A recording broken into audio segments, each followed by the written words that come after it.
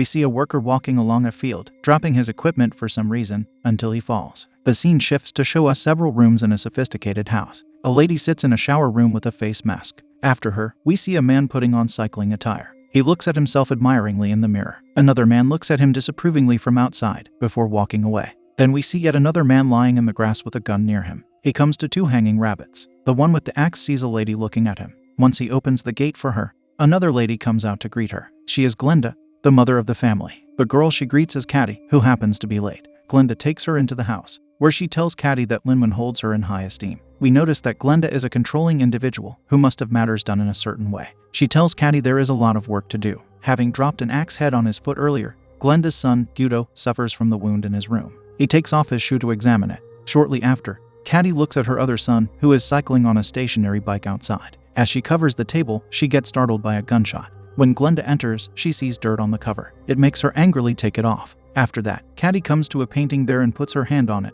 followed by her head. It seems like she is trying to calm herself, but it gets interrupted by the cyclist, as he loudly starts making a smoothie. He is Gwired. Once his mother returns with another cover, he asks her who Caddy is, so she tells him. That leaves him wondering what happened to Linwen, their regular servant. Glenda informs her son that Linwen's dad got sick. Later, Caddy listens to Guido play his guitar. He feels like someone is there, but looks around to find no one. Then she walks along the house, until she watches one of the family shave in the bathroom. It appears that he cut himself in the process. When she finishes setting up the table, Glenda comes to her, expressing dissatisfaction with some item. Caddy attempts to change them, but Glenda tells her to let it be. They talk while they prepare fruits together. Glenda speaks fondly of Guido during his early years. She also says her husband is a member of parliament. They spend most of their time in London, though they come to this house often. Following that, the husband, Gwyn, enters the kitchen to present two lifeless rabbits. Such a sight disgusts Caddy. However, Glenda thinks it was the gun that took her aback. When the man leaves the rabbits for Caddy to start skinning, she runs out of the house in further disgust.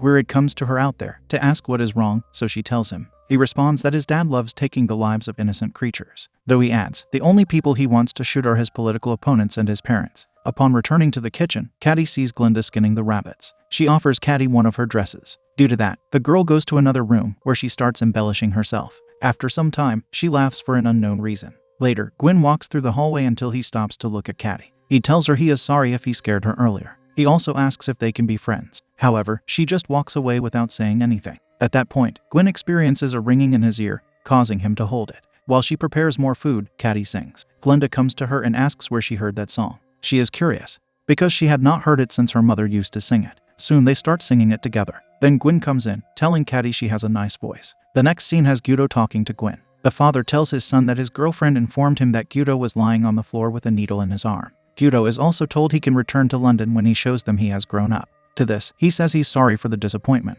In addition, he states his two sons have brought shame to the family. After that, Glenda sits, trying on earrings to see which fit her best. In the kitchen, Gwyn experiences more ringing in his ears. Caddy watches him. As she does, a series of disturbing memories come to her. Later, she talks to Guido outside. He tells her she does not talk much. But that doesn't trouble him, because everyone else he knows talks too much. He also states he could not live anywhere other than in a big city. Furthermore, he wants to know what she does when she is out with her friends. Yet Caddy does not answer him. Then Guido wants to know if she can help him. To such a question, she just starts walking away. So he follows her. The place they arrive at has a big tree, from which they begin to collect fungi. In the next scene, a man arrives in a suit. He sees Caddy sitting, and asks her if Glenda knows about her slacking. He accidentally drops a bottle of wine, which upsets him. At that moment, Gwyn comes to him, while ordering Caddy to clean the broken bottle. Once she is there alone, Caddy picks up a shard to look at it. She seems to hide it inside herself. Inside, the guest, who is named Euros, talks about the unfortunate circumstance of having dropped his wine bottle. Soon Caddy brings him some food. As they relax there, Gwyn boasts about having shot 2 rabbits earlier that day. He adds that there was a family of rabbits, and he got 2 of them. After Glenda laughs in a supportive way at that description, we see Caddy finds it unpleasant. Afterward, Guido comes to his brother, Gwired, inviting him to join them with their guest. They talk to each other about their situation. In a short time, Guido says that if they both leave, their parents won't be able to stop them. Caddy might be the one to take them. However, what interests Gwired is if Caddy will let him touch her. He asks this of his brother, because he saw them in the woods together. But this inquiry upsets Guido, causing him to leave after insulting Gwired. Meanwhile, Caddy watches Euros struggle with what he ate. We see him pull out a string. At a later time, Gwyn looks at a map that tells him where certain resources are located. Euros helps explain it to him. He also shows him some pictures of a cave he intends to send some workers to. Shortly after, another guest arrives, Mare. Caddy listens to how they talk amongst themselves in an unsettling way. When she comes to them, Mare states to know the girl because she used to go to the chapel Mare frequent. She also tells Caddy that she is sorry for her loss. It is something we do not know about. Then Caddy takes out some food from the refrigerator. She slightly vomits into it, which was probably done on purpose. In the meantime, Gudo experiences more pain in his foot. It prompts him to start eating something frenetically. While Caddy prepares food, we hear the others talking about her loss. They did not know she suffered one. At that point, Gwirid joins them. His parents tell Mare how he is preparing for his triathlon. Following that, Glenda takes Mare into the shower room. There she says city life is chaotic, and this room is a nice place to escape to. Mare says it's like a cell. Laughing, Glenda says it's a retreat. Soon enough, a red feather floats down. Glenda observes it with a strange focus. In the next scene, Caddy occupies the woods alone. She lays in the grass and lets herself go. As she does, she starts getting wrapped up by something from the earth. Later, Caddy brings food to the family. Once she brings Gwirid his plate, Glenda tells her he has his own food which he eats instead, so she brings it to him. They talk amongst themselves for some time. Then Gudo looks at his brother's food, saying it's disgusting. However, Glenda states it is his special diet. Since Gudo keeps saying how gross it is, his father sends him to his room. Caddy watches the table with some unease. In his room, Gudo eats more of his material. Back at the table, they talk about the work Euros does. They suggest to Mare that he help her with her farm so she can make more money. At some point during their talk, Gwirid starts choking. Caddy rushes to him and starts pulling something out of his mouth. We do not see what it is. After that incident, Glenda thanks her for rescuing Gwirid. She also says she will get a bonus for all her help.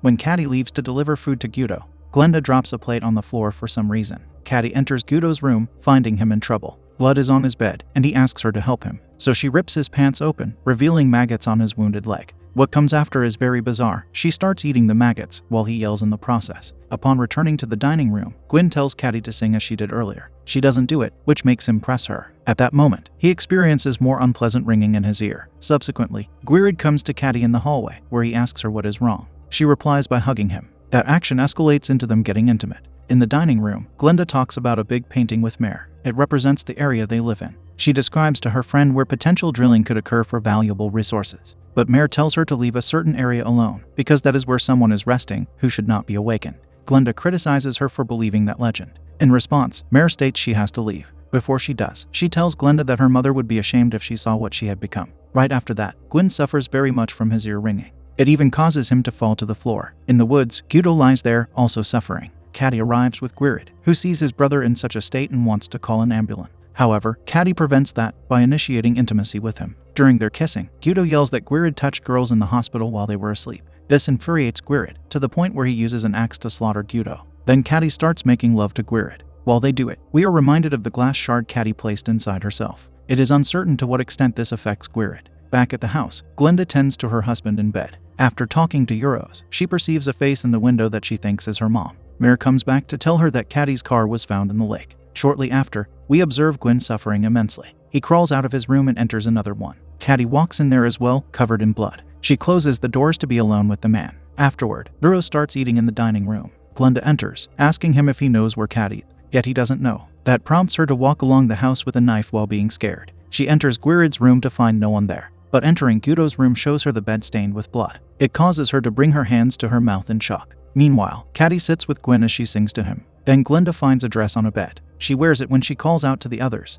so that they return home. Gwirid comes back, carrying Gudo on his back. Seeing them in their horrific states causes Glenda to cry. It also appears that Caddy ends Gwyn's life. As Glenda walks along the hallway, Euros eats from his plate like an animal. She comes to a leg on the counter, starts cutting it, and lays the parts on a plate. Next, she places those parts on Euros' plate, who feasts on them in his continued primal manner. At some other time, Euros awakens from his plate to find Glenda sitting atop the table with a gun pointing at him. He questions what she is doing. She answers by stuffing the gun in his mouth, asking him what will be left after he's taken everything. Of course, he cannot answer with that gun inside him. Glenda shoots anyway. She follows by angrily removing the table curtain. In the meantime, Caddy brings a wheelbarrow into the woods. Inside it, there are wood blocks that she tosses onto the bodies she gathered there. We see Glenda yell while getting on her knees to end herself. Later, Caddy comes to her lying there lifeless. She collects all 5 of them and allows a raging fire to consume them. Images of many disturbing happenings come to her as she watches the fire. During the daytime, Caddy goes into the field where the drilling takes place. She stands there,